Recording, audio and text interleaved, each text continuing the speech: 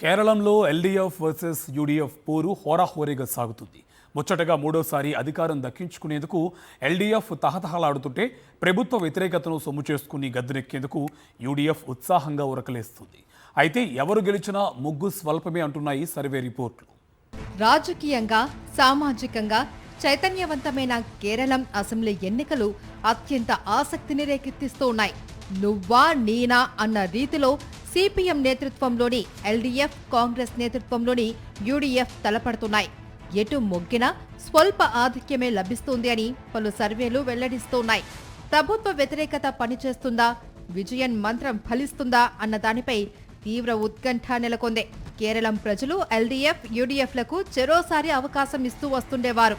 దీన్ని బట్టి ప్రభుత్వ వ్యతిరేకత ప్రతిపక్షానికి లాభిస్తుంది అని భావిస్తూ ఉంటారు. అయితే ఆ సంప్రదాయాన్ని కాదు అని గత అసెంబ్లీ ఎన్నికల్లో ఎల్డీఎఫ్ను వరుసగా రెండోసారి గెలిపించారు.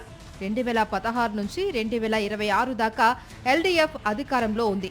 ఇప్పుడు ఆ ప్రభుత్వ వ్యతిరేక వేడి కొద్దిగా కనిపిస్తుంది.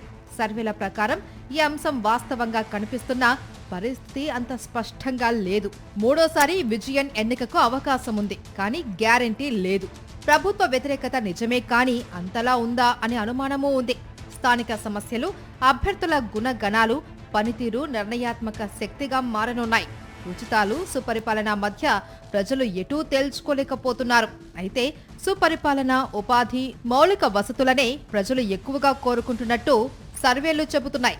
ప్రభుత్వ వ్యతిరేకతను అధిగమించి విజయం సాధిస్తాము అనే ధీమాతో ఎల్డీఎఫ్ ఉంది. సంక్షేమ పథకాలు, వరదలు, కోవిడ్ సమయంలో సంక్షోభాన్ని విజయవంతంగా ఎదుర్కొన్న తీరు తమను గట్టెక్కిస్తాయని ఆ కూటమి భావిస్తుంది. పార్టీకున్న బలమైన క్యాడర్ అదనపు లాభంగా ఉంది. విజయన్ నాయకత్వము సహకరించే అవకాశమూ ఉంది. యూడీఎఫ్లో కూటమి సీనియర్ నాయకత్వం, సంస్థాగత బలం చెక్కు చెదరకుండా ఉన్నాయి.